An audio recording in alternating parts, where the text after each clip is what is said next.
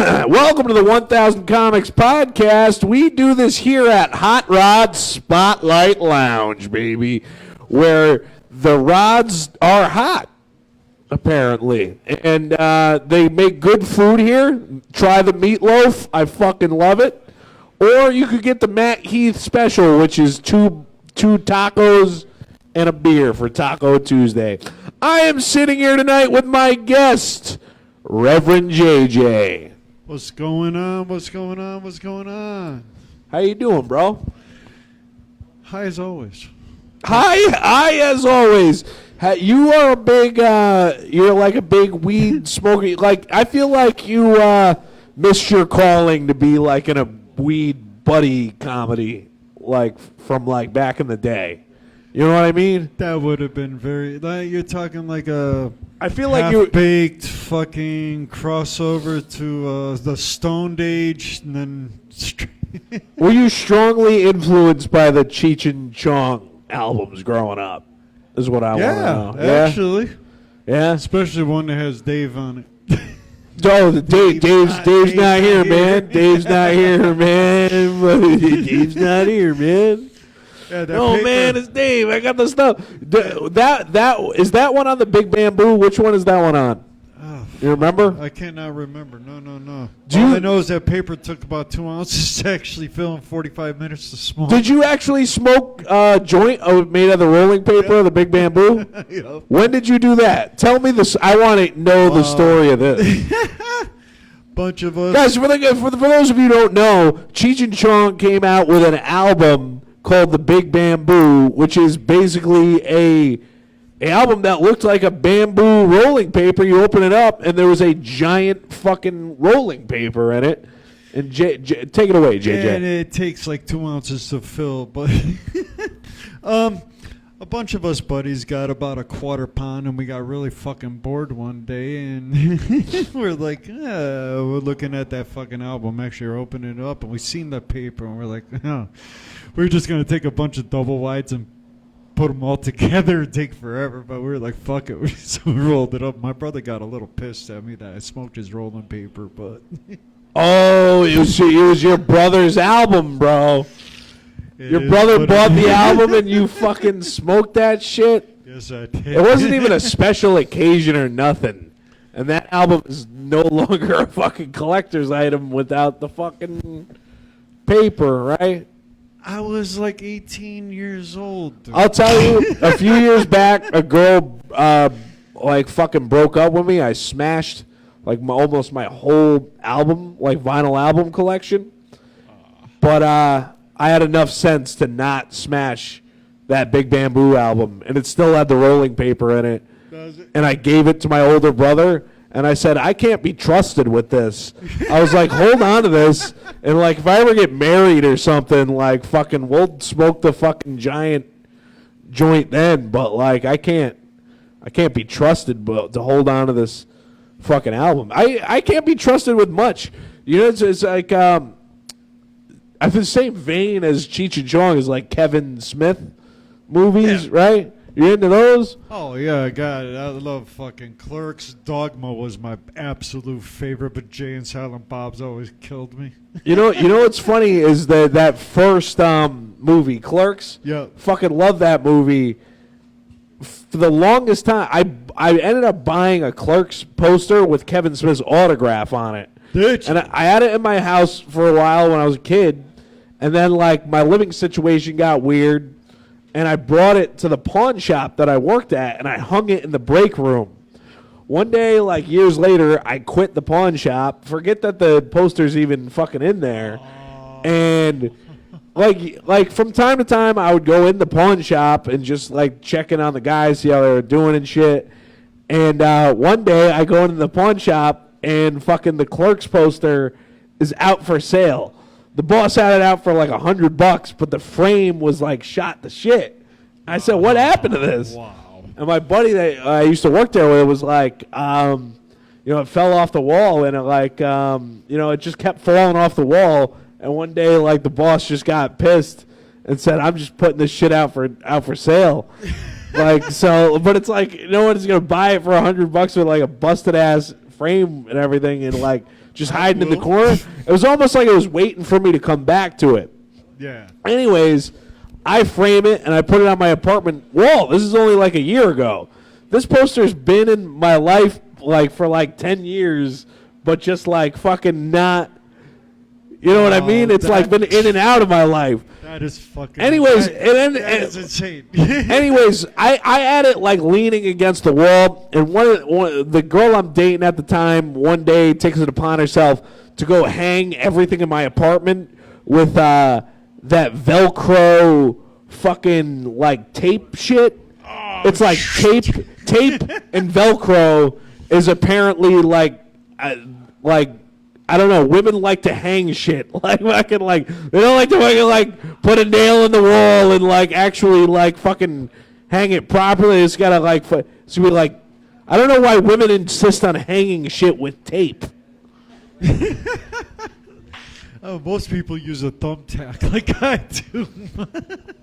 So, anyways, the Clerks poster was hanging there for a while. Anyways, fell off the wall. Frame busted it again. The frame's busted. You know what it is now?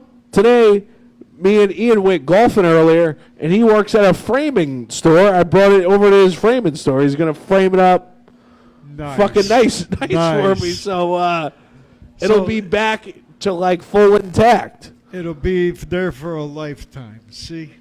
Never thought that would come right back around circle to you, huh? Yeah. You ever got like an item like that in life that'll just like fucking somehow like the universe just keeps bringing it back to you? Yeah, it's like a bad penny, you know? Yeah. You fucking think you got rid of it, and it's like a cursed object, and you think you got rid of the freaking, and then one day you just look and it's there, staring at you. Oh, shit, bro. You know what? Now that you make me think of it, there was this when I was working at this pawn shop. You know, like fucking one day, like somebody brought in like a fucking Pee Wee Herman doll, and it was like the kind that like you pull the string in the back, and it's like like fucking Pee Wee, like it talks like Pee Wee. It was the creepiest fucking goddamn thing I'd ever seen in my life. So nobody that worked at the pawn shop wanted to buy it from the customer. Like we were like, we're all set, we don't want it, but the customer just fucking left it there. So like we're like, what do we fucking do with this? Like fucking, it was hanging around the shop for a little while. We were like, yeah, get the fuck rid of this thing, you know? Oh, maybe it's like an elf on the shelf, you know. You just gotta put it somewhere. So one day, it was just like really like a day later because fucking like I wanted to get this thing rid of this thing at the shop. Remember like Vine was a big thing like before like TikTok. There was these videos that you could do on your phone called Vine, only 7 seconds long. Yeah, you're probably you missed the boat on that one. I'm ancient. I had one of the flip phones for fucking ever, dude. But you got a smartphone now, though, right? Oh, yeah. No, I got one now. Yeah, he eventually had the fucking... At that time, no, I wouldn't have even... Anyway, so it's like, it was like TikTok, but it was shorter. It was like only 7-second videos, so you could make it like clips like really short. I took the Pee Wee Herman doll, and I fucking like made this video where I'm like, I'm like sure glad to get rid of the Pee Wee Herman doll because I like threw it in a dumpster at the pawn shop, whatever. And then it just like pops up in my fucking like driver's seat. I'm like, oh my god, Pee Wee! And then I pull up to a bridge, and I'm like, I go, say hello to Lucifer for me, and I fucking throw the Pee Wee Herman doll off the fucking bridge. It's literally your own little fucking Chucky doll. I shit you not. Somebody came in like fucking to the pawn shop years later and brought in a fucking Pee Wee Herman doll. And it was the same fucking situation. They didn't want it. They were just looking to unload it. I'm like, it's like the universe will fuck with you in that way. It's like your own little cursed, like, fucking poltergeist following you everywhere. Yeah. That is fucking... Nah, you're at an item like that in your life there, JJ? Yeah, ex-wife. Your ex-wife. You got any kids? I got 2. You have 2 kids. How old are your kids? 31 and one just turned 15. Both with the mother's name are Amy Sue. Spelled 2 different ways. Both were big women. Now, I dated chicks from Puerto Rico, Mexico, every fertile land in the world. Couldn't get them pregnant, but they were big and named Amy. If I was standing in a concessions line at the movie theater and I saw a big one behind me, I would ask her, "Is your name Amy?" She'd go, "Yeah, get a pregnancy test. You're probably going to have a girl, then it's probably mine. I don't even have to touch you. It's there." Oh. JJ. Oh, man. So 15 and 30. That's quite the difference in age there, huh? Well, you got to understand, when I got married 13 days after my 16th birthday, you know. I had to know she was a pretty much... What year was this? 1990 I got married. September 14th. And you were wearing that same bucket hat. I was actually wearing a nice tux, and I got married on a nice afternoon. I was just picturing like you were like the guy on the New Radicals like album cover. No. It was an actual wedding. I was fucking trash, but it was an actual wedding. Anyways, I should have known that she was easy anyway. Her mascot for her high school was the Washburn Beavers. I shit you not. She was a beaver. A what? A Washburn Beaver. She was a Washburn Beaver, people. Oh, man. But I was also the hero of my high school. I was one of the few dudes that was actually getting something. I mean, if you're getting hitched at 16, you were probably kind of considered like a badass back then. Like, this is like the 1990s, like not the fucking like 50s. Like, something? People aren't getting hitched at 16 in the 90s. I wish I listened to everybody when they told me it was a big fucking mistake. But, hey, it is what it is. Man. You know something, though? That young love is way better than, like, older people love, though. Like, fucking, like, maybe there was something to that. You know what I mean? Like, fucking, like, because, like, the older you get, like, the more cynical you are. And maybe it's like you got to get while the fucking getting's good. You know what I mean? Basically, I just felt like getting it over with, so... This was the way I was looking at it. I was marrying her young, so I figured when she turned 36, I could just trade her in for 2 18-year-olds. I mean... Holy shit. Wait, so I'm sorry. I lost you somewhere there, JJ. You were 16, and how old was she? 17. Oh, so you guys were right there together. Yeah, no. I waited till she graduated and everything before anything actually happened. So, but I quit school, got my GED 1 week after I quit school when I was 14 years But you old. were fucking when you were both underage, though, right? Oh yeah, of course. You say like I did. We waited until we were before anything happened. No, anything happened is like you guys fucking. You know? No, we were fucking since the first night we met. That's actually a funny fucking story. Right outside of a Burger King drive-through, right? A little Ford Fiesta. Is this your first time we're talking? With her. No, not my first time. Just You're like, her. yeah, I got married at 16. I lost my virginity when I was like 7 and shit. No, actually, I was 10 years old when I lost my virginity, but that's a different story. All right, wait, hold on. I want to. So with her, Burger King parking lot, you're setting the mood. What happened? Oh no, I banged her and we just fucking went on from there, man. Did you guys even hit the drive-through? We were one parking space away from it. The sign was here. Yeah. Parking space is here, and it was wide open. Everybody was driving past us. Like, wow. What time of fucking night was this? It was like right at like fucking 9:30, dinner hour. 10 o'clock It was right. It was like 6 p.m. Everyone's in the fucking drive-through line for dinner. It was like 9:30, 10 o'clock at night, but it was it was Caribou, Maine, man. It was fucking, you had like 2 stoplights, a Burger King, a McDonald's, and a fucking pizza. Yeah.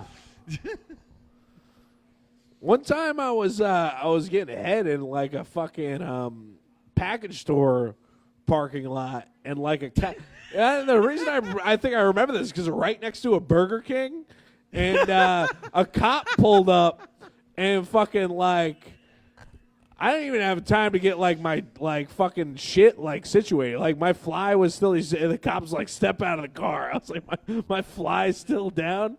Dude, the cop goes, were you getting a rub and tug? No, she was doing a slurp and burp. Yeah. Yeah. Yep. Those were the days though. You know? You can't do that shit nowadays, man. You can't fuck around like that shit. When you're young, you can get away with it. No one wants to see like 2 old people doing that shit. Actually, that reminds me of a real good story of 2 concerts I went to. Now, back in the 90s, I went to see fucking Metallica, and it's cool to be a hot chick on your dude's shoulders, and you're flashing your tits and let them fly out. Now, when you're that same chick and you're in your 60s, when you have that furniture disease where your chest falls into your drawers and you're on top of his shoulders, if you're giving him 2 black eyes, you're too old to be flashing anybody. There's certain ages you need to stop. PSA. Oh, JJ. You're the man. You know that? I wish I could, Oh, was that us? Was that me? Okay. Hey, quit. You want to do the news or not? Oh, hold on. I don't think we're ready for the news yet, bro. You know what? You want to come on and do the news? Hey, we're gonna take a shift in this pod. We've never done the news before, but we're gonna have Ian Carr come on with the news.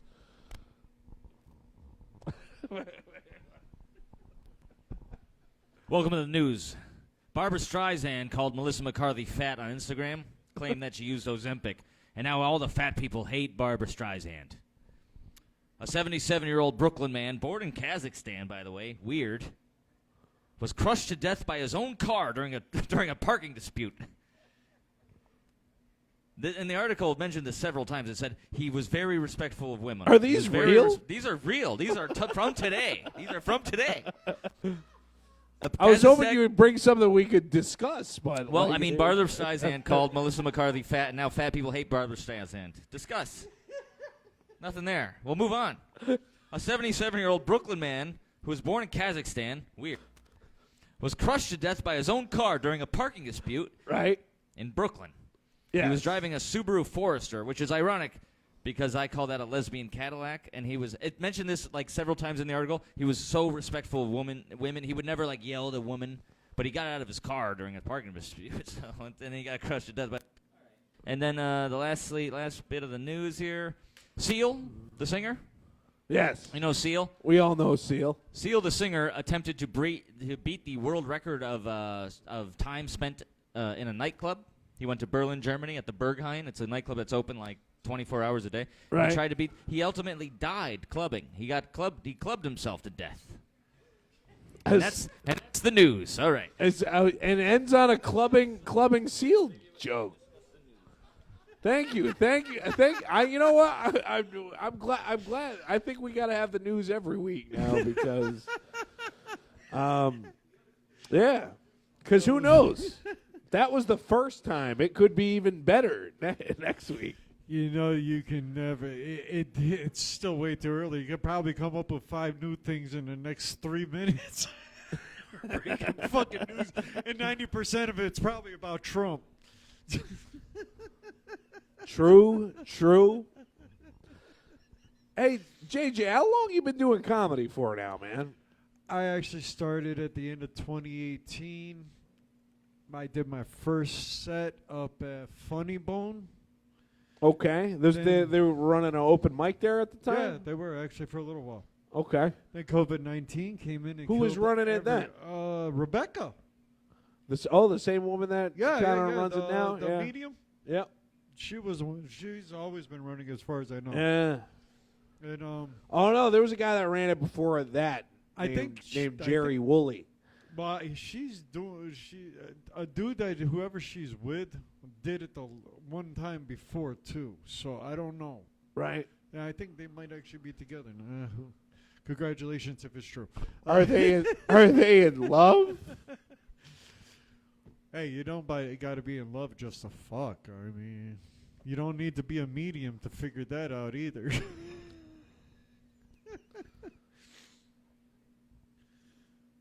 You know what's funny about the dude that used to run the Funny Bone, Mike, Jerry Woolley? Like, he ran the mic, but he was also ran like a manager at Hooters. 2-for-1 specials. But I remember like we used to have like drinks after the mic at Hooters. You know, like Hooters is right by the Funny Bone there. We used to go have drinks at Hooters, like after like a mic. I remember I went in there. I was reading Steve Martin's Born Standing Up. You ever read that book? No. Steve Martin's memoir. I'm like reading Steve Martin's memoir there at the bar, and Jerry just walks up to me. He goes, "Hey, what do you got there with that Steve Martin book at the bar for?" He's like, "None of these bimbos here are impressed." By that. Yeah, they're Hooters chicks. They're not strippers. Impressed. Anyways, getting back to about how long. Well, COVID-19 killed just about all fucking comedy for everybody for about 2 years. Yeah. Before everything started opening back up. But I think since like halfway through 22, I started back again. And basically, I've just been doing a few open mics here and there. Yeah. Actually, I talked to Vince yesterday, and he's looking to put me on a show with him. So, Who, Vince Barry? Yeah. So he's been a guest on this podcast. He told me, actually. Yeah. Good old Vince Barry. You know he's an opera singer. Is he really? Yeah. No, I know he works for a radio station. He's cool as shit. Yeah. Did I tell you I never told you the time I met Ron White, huh? No, tell me about the time you met Ron White. I was in Atlantic City staying overnight because I gambled a lot of fucking money. Anyways, I'm sitting there. I'm looking for a place to go smoke. Anyways, this trail that's right where the boats are. Right. There's a trail right next to it that has this little private beach. Toke up all you want. Nobody fucking bothers you. But Ron White, he's walking his hound dog. He's in his fucking slippers, a fucking bathrobe. It's 9 o'clock in the morning, and he's got a scotch in one hand and a fucking cigar in the other. I shit you not. It's 9 o'clock in the fucking morning, dude. Take a break. That guy he doesn't look like he takes breaks. I don't. But no, he was a really nice fucking guy. And speaking of not taking a break, you want a drink, JJ? Can I buy you a drink? Coke? Yep. Hey, Rito or Clark, right. Clark, you want to come on and say hi to the people out here? Clark, wonderful bartender here at the with gorgeous smile, and we'll treat you right here at Hot Rod's Spotlight Lounge. Yeah, come on Could I get a Reverend JJ a Coke and me a just a Bud Heavy right out of the can there? Also, I met Larry the Cable Guy once too. I went and saw him over at Mohegan's Son. He was doing a meet and greet after the fucking show. I didn't think that Larry the Cable Guy would be too big to do. This was meet after and the greets. whole. You saw him at a club or the No, the it was arena? actually right out in the middle of the hallway of Mohegan Sun where all the little shops No, but were. the show was in the arena. Oh, yeah, or yeah, was no, it was an arena wow. show. So he did an arena show and did a meet and greet afterwards. No, it was fucking awesome. That's and pretty then crazy. I'm sitting there, and I showed him a picture. I had a picture of my old. I had an old Airstream trailer. I had a fucking, just to make it look extra redneck, I put an old used tire hanging off of it. I had an old Fifth Avenue with the hood up in front of it. I showed it to Larry. He goes, "Damn, you're more redneck than me." I said, "You know what? I'll take that as a fucking compliment coming from you. That's a fucking." I feel awesome. like that's his line with a lot of people. But that whole Southern accent gone. He's probably. I mean, there's no way he doesn't live an upper class lifestyle with the amount of money. Oh that no, he makes. he's got to be. You know what I mean? He's got to be living. There must be a lot of. Thank you so much, Clark. And there you go, Rev. He's literally got to be living a Duck Dynasty fucking lifestyle, you know? Yeah. Yeah, I guess those like Duck Dynasty guys never lose the roots, even though they got mad cash, Are you right? kidding me? They're all fucking having fun with fishing with dynamite. Now that looks like fun. I could actually do something like that. That would be fun. I don't know. I think if I'm gonna hang out with the History Channel guys, it'd probably be the Pawn Stars guys. I would have went with American Pickers at that point. You seem like you could hang with the American Pickers guy. Just because of the classical shit they actually fucking serve. It's probably because you smoke so much pot. Like it's like fucking like like this piece of trash could be something. Exactly. You know. Basically, I just. And the American Pickers, at least they had a chick with them. Pretty you know? damn hot chick. Pawn too. Stars guys didn't have a girl. Actually, didn't they have a sister that came in once in a fucking while? Oh, I'm thinking of that Yeah, Detroit pawn shop. You're thinking of the other yeah, one. The Detroit pawn shop is the one I'm fucking thinking of. Not Pawn Store. No, you're right. There's only the Chumley. And then Rick is the one that's doing time in jail, I think. Yeah, I think he just One of got them died. arrested. I think Well, the old man old died, but one of the brothers died. Too. Oh, really? Yeah. No, I see. I didn't even know that. Yeah, but I think he wasn't the one that was on television much. Oh, man, JJ. What was your favorite fucking sitcom growing up? Alf. Really? Alf? Were you bummed out that was only like 4 seasons? Actually was. You know? Yeah? Well, I mean, you said sitcoms. That goes cartoons. But then they also like tried to bring Alf back with like a movie, and then it was like it seemed like it was a pilot for a new Alf show, and then it just fucking and then disappeared. It just flopped. It just they never did anything. disappeared. Yeah. And then I guess after that, you have to do it like Family Matters and shit like that. You know the guy that plays Alf is from New Haven? Is he really? Yeah. No, I did not know that at all. Very true. Yes, yes. Did you ever read the book Permanent Midnight? I didn't read a whole lot of books. I read what I had to Listen, read. bro, Permanent Midnight was this book that was that guy who was the head writer of Alf was like also a heroin addict. His name was Jerry Stahl. And his name is still, because he's still around. He writes for like fucking, he was writing for Mark Maron for a little while when he had his TV show. But this dude was fucking wild. Like he used to like shoot up heroin in like the fucking offices of Alf and shit. Like fucking like his. Wow. You look at the episodes he wrote; they're like the most wild episodes of Alf. And he was just a nut. You know what, though? That actually explains a lot why I like that damn show. Yeah. Yeah.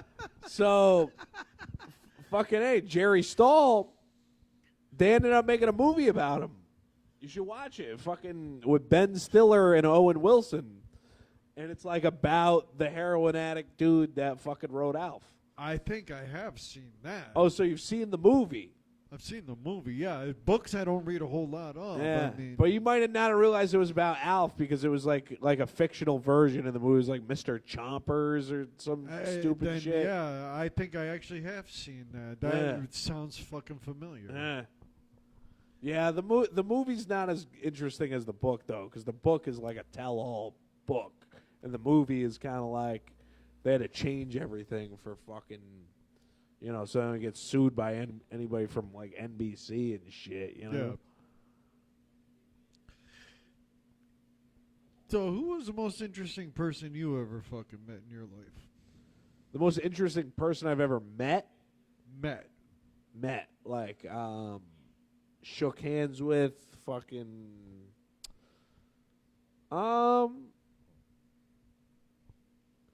I don't know. It's because it's like I feel like most like celebrities and shit that you meet, it's like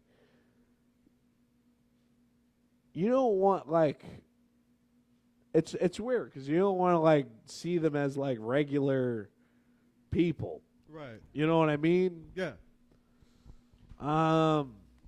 You kind of want to just like leave them like on TV, like fucking like they say don't meet your heroes and shit. But at the same time, like a lot, like you gotta like eventually because if I'm gonna be in comedy, like I should probably want to meet other comedians and like fucking chop it up with them and shit, you know? Yep. But the most interesting person I've met, I don't know, man. Who's the most interesting person you've met? Lemmy from Motorhead on Metallica's tour bus. Yeah. Why is that though? Why is he the most interesting? Well, at that time, I mean, it just because I was a big metalhead. I mean, I loved that shit back then. Fucking mosh pits, everything. So everything that went with it, I did too. You know who was really fun to meet was Frankie Muniz. He looks like, because I liked Malcolm Because in the Middle, so. he wasn't like being like the actor. I saw him like play in a band, and then like the band did like meet and greets after the show. He played in a band, or an actual band, really? Yeah, I saw him at like the Outer Space. Oh, shit. Yeah, he played in a band at the Outer Space, and he was like the drummer in the band. They did the meet and greets, and I went up to him. I was like, you know. I was always a fan of Malcolm in the Middle, you know, but like they never. Why do they ever say their last name on Malcolm in the Middle? You know, like every other sitcom, you hear their last name, but you hear their last name on Malcolm in the Middle. Well, that's like The Simpsons. They never say which state they're in from in Springfield. Yeah. They just say Springfield. Yeah. I figured out it's Ohio. I just said, well, already, like Malcolm in the Middle had a lot of similar humor. It's Illinois. No, Okay. it's Oregon. I know it's over there somewhere. No, I'm it's just Oregon because Matt Groening is from Oregon. saying. Yeah, but they showed him leaving the house when Homer left the house one day, and I knew it was in that area. He's actually probably right too. No, I am definitely right. It's Oregon. Look it up. Mr. Burns is real. Have you ever noticed that Mr. Burns? Illuminati. Have you ever noticed that Mr. Burns and Putin look exactly alike? Putin? Vladimir Putin and Mr. Burns look exactly alike. Come on, JJ. Even has his own little Mr. Smithers, Mr. Trumpers. And here we go with the political stuff, huh, Nah, JJ? no, You do love your political humor, though, huh? Like, I actually am so sick of fucking right now. At this point in time, if a dog or a cat could actually pass an IQ test, they have my vote for fucking president. At this fucking time, that's how sick I am with the stupidity. If a dog or a cat could do the fucking job, you got my vote. you do lean to the left, though, like on most issues, though, huh? I believe in what's good for people, not for what's good for themselves. I believe in helping people, not helping themselves, which that's what a lot of people don't. I don't know. That's why I hate politics. That's why I seriously do hate politics. I can't fucking stand them. No, I hear you, man. That's why you write your songs and kind of like. I do as much making fun of as I possibly can when I can, and as long as I can take that whole dumping train as far as I can. So, yeah. You know what's weird? You do the thing where you sing theme songs at TV shows, but Alf didn't really have a theme song. He had a Maybe that was a bit part of of Alf's. music, but not I feel like that was a much. part of Alf's problem. The opening sequence of Alf wasn't really all that good. Yeah, but it had a little theme music, but no actual. Yeah, but maybe if there's like a theme song to Alf, like that brought you into like the fun, like he came from outer space. I don't know, like Wasn't fucking it like. Planet Melnick? Yeah, it was like include all the shit. Like if you told the story of Alf at the beginning of every episode in a quick song, I Yep. think more people would have fucking watched the show. It would have lasted more than 4 years. You know, Because with- every other TV show did that at the time. Well, if you think about it, though, some TV shows were definitely built to last, and then just some, apparently, they came out with so many freaking shows after Alf, after Rock, after all those fucking good ones, Jeffersons and all that shit. They just started making all these different TV shows. Basically, they just sort of like the really good ones. I mean, like Silver Spoons, Punky Brewster, all that shit just kind of disappeared into the fucking past. But it seems like TV drama is like what's like new and good on like fucking like streaming and shit. Oh yeah, And I feel like no. sitcoms are kind of dead at this point. Even though there's like there's way more stand-up comedians I think than there has ever been. Oh, but in the last like 2 fucking years, but it's like just fucking, exploded. but sitcoms are like fucking have gone by the wayside. Right. No, you're right. I think they should bring back a show like, I don't know, Carol Burnett, fucking Matt TV. Give me anything here. All they, You know they what's- have you left, know what's SNL, insane? basically, that's it. It's funny you mentioned Carol Burnett. So like a few years back, I spent like a month in a psych ward, and Nice. I fucking when I didn't have anything to. I was so fucking bored in the place. I started looking through like books they had in the day room. The only book I had any interest in reading was Carol Burnett's memoir. Oh, that's cool. So as I fucking hell. read the whole thing within like 2 days, and I like knew from then like I just knew Carol Burnett's life story. And it was so fucking weird about that is Carol Burnett was on fucking Conan O'Brien's podcast the other day, and I listened to it, and it took me back like right back to the fucking psych. I felt like institutionalized Wow. listening to fucking Carol Burnett's story. It was so fucking strange, bro. Wow. He was like, she goes, you know, I have the same birthday as Lucille Ball, and every year she would send me flowers. Or no, she didn't have the same birthday as her, but every year Lucille Ball would send Carol Burnett flowers on her birthday. Oh, so you also know what that whole ear tugging thing. And is, then too, Lucille right? Ball died on Carol Burnett's birthday one year, and fucking Carol Burnett still got flowers that day because she had already sent the flowers, apparently. Oh, wow. Isn't that crazy? That's, But what's crazier is I heard that on a podcast, and it took me right back to the place where I was reading that book, and like fucking like dudes were like screaming in straitjackets, like fucking right next door to me. You need some Thorazine. Crackheads detoxing and Drugs. shit.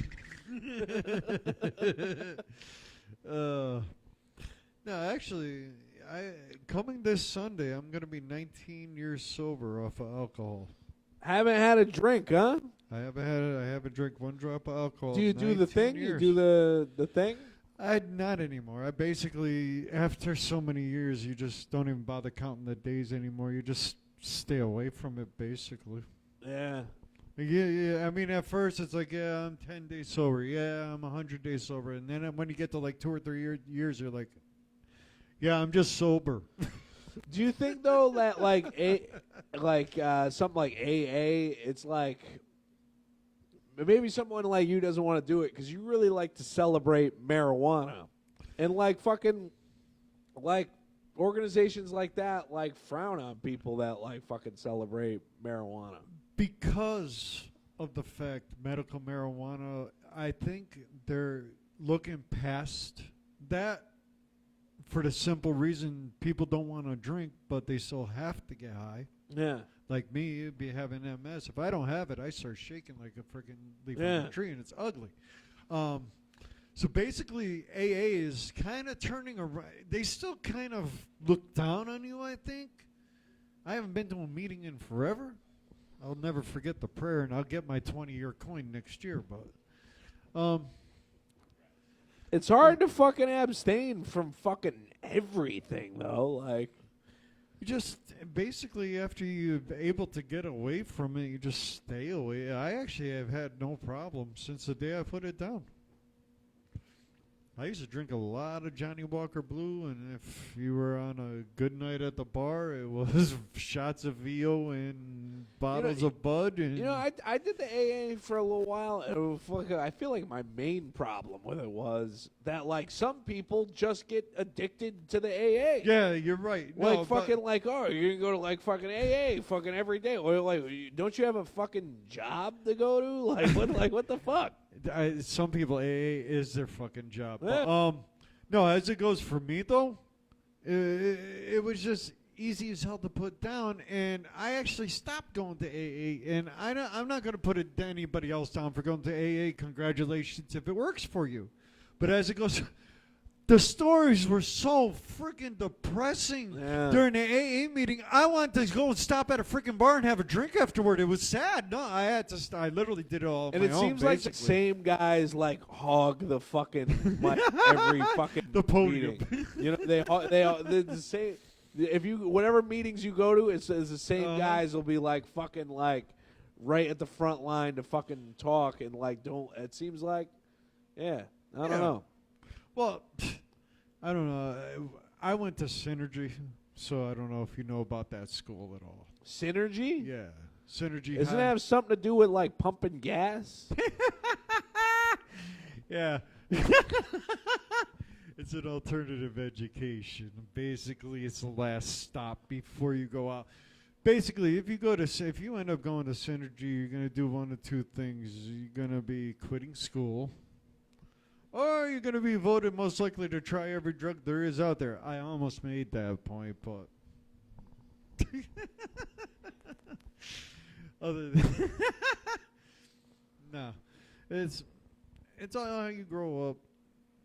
I told myself literally I was going to drink till I was 30, and just so happened I'm 5'5" of 05 was my 30th, still my 30th year, so I just put myself to rehab. Really? Not because I needed. I just wanted a direction to go. I didn't wake up having to drink. No, I worked with people like that. When I drank to an excess. Instead of having just one Bud shot, it was 30. You know, I've always been a drinker, but I've never felt like the need to like fucking be drunk at work. I feel like it would just slow me down, you know? And fucking make me emotional. Like, you know what I mean? Like, fucking, no. Drinking's good for when you're like relaxing after fucking work, you know? My thing is, I drank to an excess when I left work. I never drank at work. No. I never got drunk at work. No. If I was drunk, it was from the night before. Yeah. But that I never also, actually got drunk that causes at work. problems in itself too, you know? Well, when you deliver furniture, you really just don't care at that point. But what did you do for like a profession, like mainly in your lifetime there? Hard work. Deliver for a lot of furniture in my lifetime. Yeah. About $20 million worth in my lifetime. Really? Yeah, I used to do going out of business sales and for furniture companies. So I Really? traveled everywhere just to close furniture companies on for like 4 months. Holy shit, man. But it was great. I mean, but the problem is, I finally asked my boss, I was like, all right, we've traveled everywhere. our warehouse is in every shithole in America, but you put us up in the nicer spots. Are we going to like Puerto Rico or Hawaii? And like, no, I said, you know what, I'm done. You know, you can only do that so much. Yeah. I actually just got sick and tired. I mean, it was great because, yeah, I got to go every state. Basically, I've been to every state in this entire country. But, like, I'll give an example. When I was doing a job in Baltimore, they put us up in a nice apartment in Owings Mills, outside of the city. It's a beautiful area up there. Our freaking warehouse was dead set at the end of Fulton Street, which is basically, you can smell the dead bodies off of the railroad tracks. That's how bad this place was. Holy shit, man. I mean, no, it was insane. And they actually had a parade, I think it was in June, for stopping the 300th murder of the year. And then a cop went and ran somebody over by accident. But when I went from that to rebuilding and remodeling Home Depots. So I snapped my leg and crushed my ankle, and then I was maintenance for Peter Pan, where I had a 175-pound door fall on my head and compress my neck from here to here. Basically, I was fucked at that point. Shit, man. How long have you had the MS? I got diagnosed September 2016. Fuck, man. So, Yeah, my aunt has MS, and it's really it's no fucking joke, man. It's probably what's gonna take you out, right? You gotta come terms with that. Eventually, you know? it'll take it. It'll take me eventually. Right now, I'm still up and walking, so Yeah. It's a long, slow process, but I don't know. Maybe MS has been around for 5,000 years. Literally, they trace back to the earliest signs of MS being 5,000 years ago, and you still don't have a fucking cure. Yeah. COVID-19 comes out, and you got a cure in a year. AIDS, and they thought that was the worst thing ever. AIDS is cured now. Cancer is cured now. Everything is cured now, and MS still is.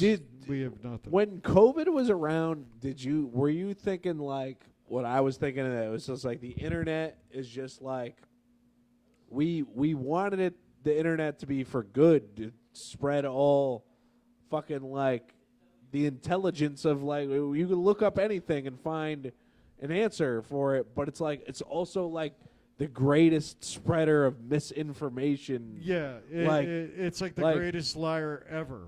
Period. It could be a very beneficial freaking technological masterpiece. It could also be your downfall. But honestly, I feel like when doctors like start speaking out of fear and shit, it's like that's like really like our like. I get that we should listen to doctors, but like these doctors were speaking out of fucking fear. No, I listen like okay. I still won't get the fucking flu vaccine. I don't know. I'm a stupid fuck. But besides that, I waited like a year after the first people got the COVID-19 vaccine just to make sure that, hey, am I going to turn into one of those idiots on Resident Evil and turn into a fucking zombie or something? Yeah. I gave it a year. I found out, okay, people aren't getting that sick or anything. Then I'll give it a shot. But I didn't just jump in and say, all right, give it to me now. No, fuck that. No. Because if you think about it, like that movie with Will Smith, was it Legend? I Am Legend. It wasn't the disease that fucked everybody. It was the cure that turned them into that shit. Yeah. Well, I Am Legend was just a remake of Omega Man. Did you ever see that one? Or even Resident Evil, if you think about it. It's still the same fucking concept. Me, myself, I prefer the more realistic type of movies, like, Outbreak or stuff that actually can happen. Matter of fact, I was watching an old 80s show about nuclear It was called The Day After. Right. It was the first nuclear missile program they put on Channel 3. I mean, Gail King was actually the news person on the fucking thing. So Oh yeah. it was almost actually it was really happening Before she started scissoring with Oprah. Yeah, basically. Nice. I don't know if she went to the airport when Oprah got that busted for 300 pounds of crack though. Anyways. Sorry, I took it off the rails with that fucking Oprah comment, man. Fuck JJ. So you're from Maine? No, I'm from East Hartford, born and raised. I moved up to Maine. How'd you end out up of in the Maine? projects? Out of the projects of Yeah, East because Hartford? I was born and raised in the projects. And of at East what Hartford. age you left East Hartford? 11. 11. See, I worked in East. That was with a pawn shop. I worked as Yankee over. Yankee in East, peddler and pawn. Yeah. So Wow. I was in East Put a Hartford for bunch of years. stuff in there. But I want to know, what was it like growing up in East Hartford? That must have been rough. Have you ever watched The Wire? I mean, it was bad back then. It's cleaned up now, man. No, I mean, the projects ain't even the projects. They look like nice townhomes now. They busted down all the old brick homes because I lived on JD Drive right in the What was the wildest shit that happened to you that made you had to go to Maine? I just was stupid shit and kept getting into trouble. Wait, so your parents sent you up? Me and my dad moved from here to there just Yeah. to get me out of because he didn't want me to fucking end up. So what? You were hanging out with the wrong crowd when you were a young kid? Yeah. Well, I don't need to peel the onion no, too much here, no. but I'm interested. A lot of drinking, a lot of drugs, a lot of fun. And you were a young I kid. was a kid. This that was had before you were becoming an adult before. basically, yeah. Yeah, we're growing up too fast. A little bit. East Hartford is a town that'll fucking do that to you. Well, I went from there to Maine where I got a job chopping and cording wood, so I learned how to keep myself busy instead of fucking around all the time, and yet I still got a charge of Grand Theft Auto for a fucking snowmobile. You stole a snowmobile? I didn't. I was an accomplice. My friend decided he was going to hotwire it, and I took it for a ride and destroyed it. Oh, you destroyed it. I didn't actually hotwire it. He did. I took it for one ride. The rock was that far underneath the ground. Well, when the fucking ski, because there wasn't snow on the ground yet, when the skis hit it, the rock was a boulder about that big. Oh, so you're and just it driving a destroyed the snowmobile whole around in the fucking grass? Oh, dude, it fucked it all up. Oh, man. How old were you then? I was 11. Oh, shit, man. That was my first Grand Theft Auto You were a real charge. fucking troublemaker as a kid, man. Yes, I was. I was a parent's worst freaking nightmare. Yeah. So, how old were you when you moved back from Maine? Oh, shit. 18. Okay, so when you 92, I had my daughter was born. My oldest daughter was born. Actually, I was 19 when I moved. No, it was after my 18th birthday. So moved down because she was still a newborn. So yeah, I moved down back in 92. Okay. From there, I still ended up in the fucking projects in East Hartford anyway. No matter what, I always ended up at the goddamn projects. I still live in the hood of East Hartford. I'll always be there. You could take the homie out of the hood, but you can never take the hood out of the homie. You know what I'm saying, JJ? It is what it is. Apparently, I will be there till the day I fucking die. Maybe, you know what? Even if I get super rich, maybe I'll just never leave the hood. I'll just buy a nice double wide. Who was your favorite comedian growing up? George Carlin. Same. Hot Rock, come over here. What's your favorite Carlin bit? Oh, God. It's about God. Yeah, let's hear it. It's about God. His whole. Yeah. Yeah. Yes. Yeah. And pretty much everything he says about theology is pretty amazing. You know? My favorite. Well, this just in, we have a new chef here at what Hot are the Rod specials Spotlight today? Cafe. Well, just come over here and tell the people about it. Dang it. Well, come down here. Chef Brian's Taco. I thought that was the Matt Heath special, the two tacos and a beer.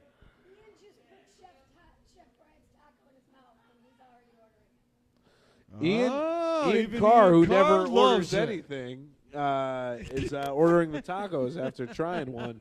So come down here for Taco Tuesday down at.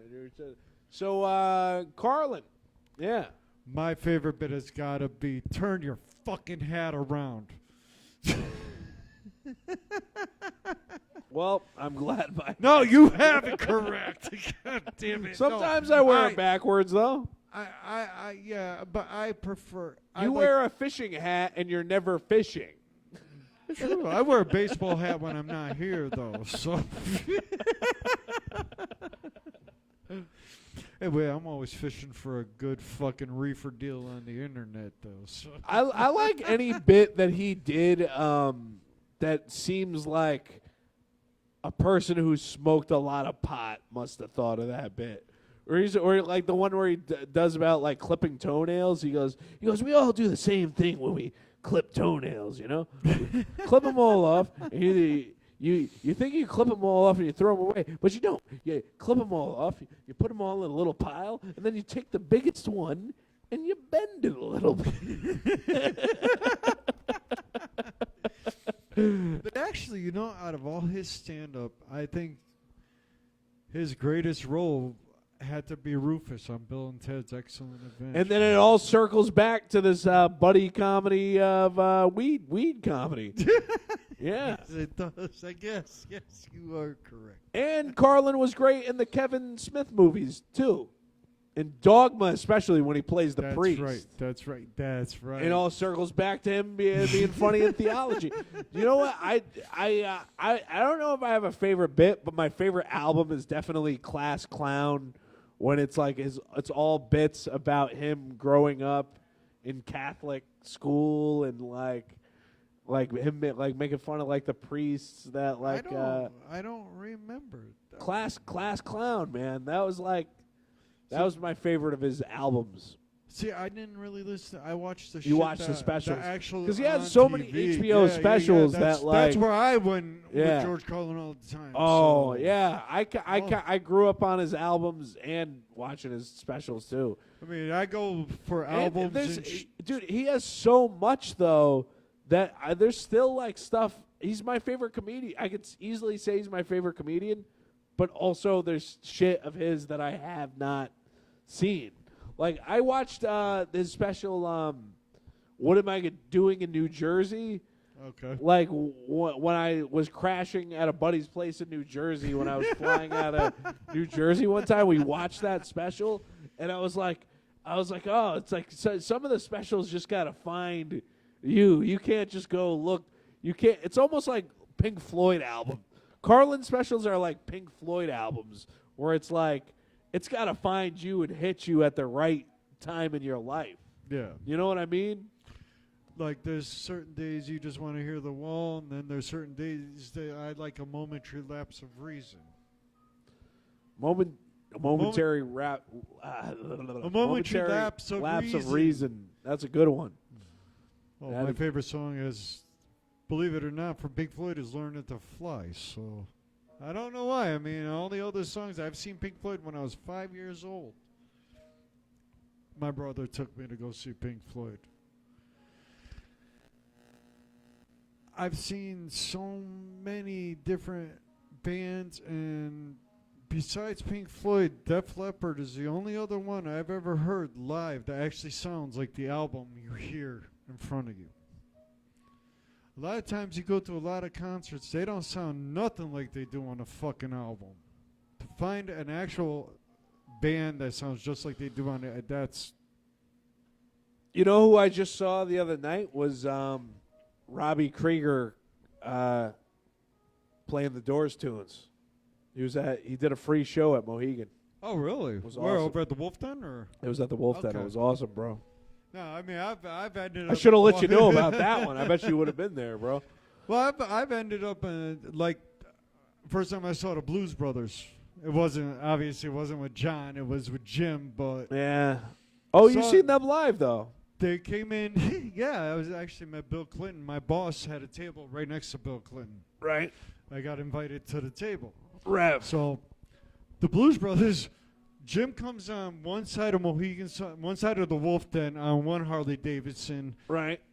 Dan Aykroyd comes on the other side on another Harley Davidson, and they meet in the middle. And it No was way. fucking- and Bill Clinton got on stage and did the fucking saxophone. It was It was a fucking outstanding. And then Dude, we I got to think- end it on an awesome note like that because that's a cool story, but I also really have to take a piss, JJ. and I got a toe. And so. I'll let you go first because you know, age before beauty. But, you know, hey, Rev, thank you. Reverend JJ, everybody, thank you so much for being on the 1,000 Comics podcast. Thank you very much, Matt Heath, We for are going to having get me. our mic started right at 9 o'clock there. So please come on down to Hot Rod Spotlight Lounge for our comedy open mic, the only late night comedy open mic on Tuesdays in Connecticut.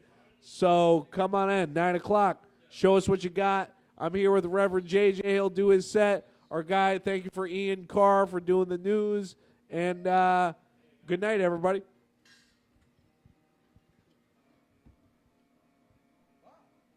That was good. That feel like an hour? That was a whole fucking We did an hour. Bro. Actually, didn't. That felt like. Actually, Yeah, because it felt like a very